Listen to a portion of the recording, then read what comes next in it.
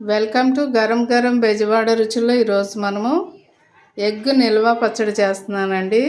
ఎగ్స్తో చూడండి, నేను 9 తీసుకున్నాను. మీకు ఎన్ని కావాలో దాన్ని బట్టి మీరు తీసుకోండి.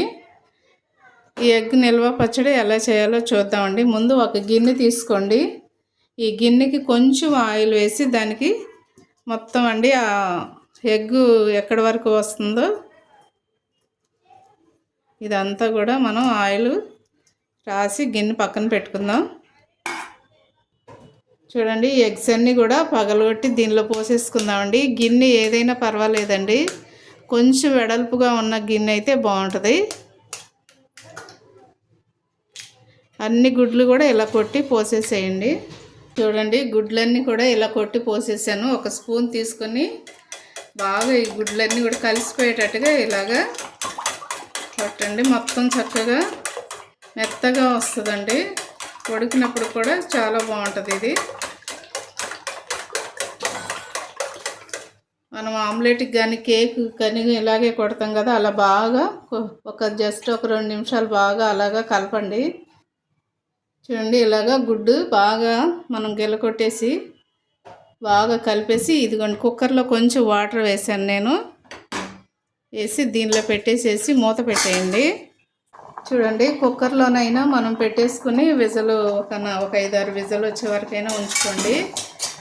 లేదంటే పొడి పొడిగా ఉండాలండి. ముక్క మాత్రం ఎక్కడ కూడా ఈ గుడ్డు ఈ తడి అనేది ఉండకూడదు. సో నేను ఇట్లాగా జున్ను కూడా మనం ఇలా వండుకుంటాం కదా, అలా పెట్టినా పర్వాలేదండి. ఇలా పెట్టేసి మూత పెట్టేసి, ఇలాంటి గిన్నె ఏదైనా ఉంటే స్టీల్ గిన్నె మీరు మూత పెట్టేసేయండి దాని మీద. చూడండి, ఇది బాల్ చేస్తే సరిపోతుంది. ఇలా గిన్నె బాల్ చేసేయండి. చూడండి, ఒకసారి మూత తీసి మనం చూద్దామండి, ఉడికిపోయిందేమో. చూడండి, మూత కూడా మనం తీసేసి చూడండి, ఇలాంటి దాంతో ఇట్లా గుచ్చి చూడండి. చూసారా, చక్కగా ఉడికిపోయిందండి. ఇప్పుడు నేను స్టవ్ కట్టేసి దీన్ని బౌల్లోకి తీసుకుందాము.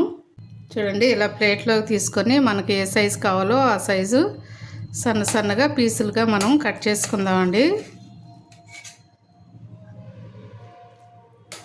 ఎందుకంటే పచ్చడిలోకి మనకి మీకు ఏ సైజు కావాలంటే ఆ సైజు వేసుకోవచ్చు.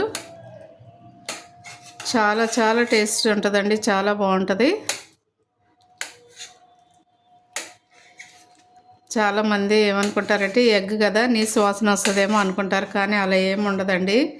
చాలా టేస్ట్ బాగుంటుంది. ఈ పచ్చడి నిల్వ కూడా ఉంటుంది, 1 మంత్ వరకు ఉంటుందండి. మనం చక్కగా దీన్ని కలుపుకుని ఫ్రిడ్జ్లో పెట్టుకుంటే చాలండి.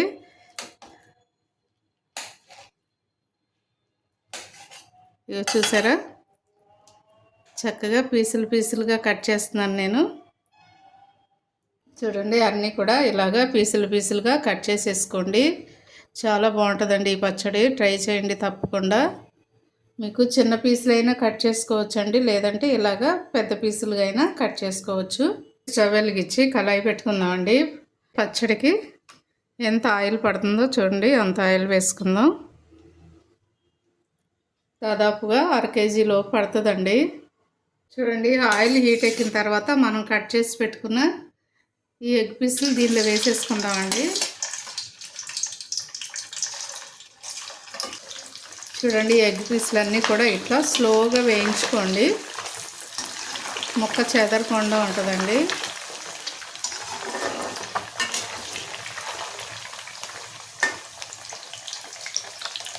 పీసులన్నీ కూడా చక్కగా వేగిపోయినాయి కదండి, చికెన్ పీసుల్లాగే ఉన్నాయి. ఇలా వేగాలండి, గోల్డ్ కలర్ వచ్చేంత వరకు వేయించుకొని మనం ఒక గిన్నెలోకి తీసుకుందాము.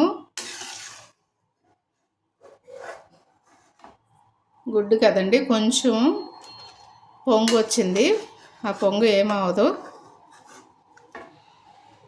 ఇవన్నీ కూడా ఒక బౌల్లోకి తీసేసుకుందాం. ఇప్పుడు స్టవ్ మీడియంలో పెట్టుకోండి. స్పూన్తో ఫుల్గా 2 స్పూన్లు వేసానండి నేను అల్లం వెల్లుల్లి పేస్ట్.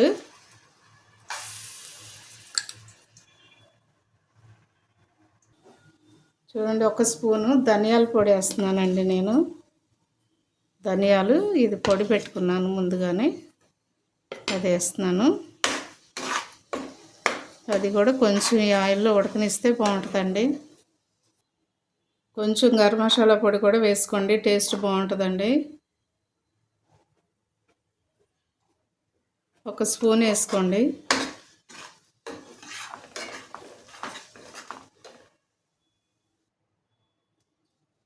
చూడండి, 1 స్పూన్ పసుపు కూడా వేస్తున్నానండి నేను.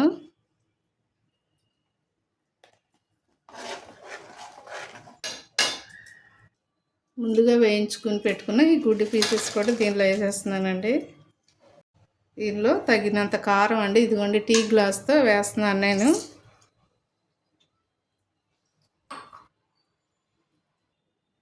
ఉప్పు అయితే సగమే వేస్తున్నానండి, ఎందుకంటే ఫస్టే వేసేసామనుకోండి ఆ ముక్కకు పట్టేసి బాగా ఉప్పుగా ఉంటుంది. అందుకని ఫస్ట్ సారి కొంచెం తక్కువగానే వేసుకోవాలి.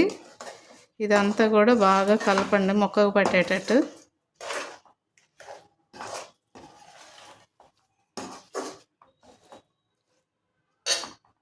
చూడండి, కారం ఉప్పు అయితే బాగా కరెక్ట్గా సరిపోయిందండి. దీనిలో కొంచెం నిమ్మరసం వేస్తున్నాను. నేనైతే ఇవి 3 కాయలు అండి, నిమ్మకాయలు. ఈ నిమ్మరసాన్ని దీనిలో వేసేస్తున్నాను.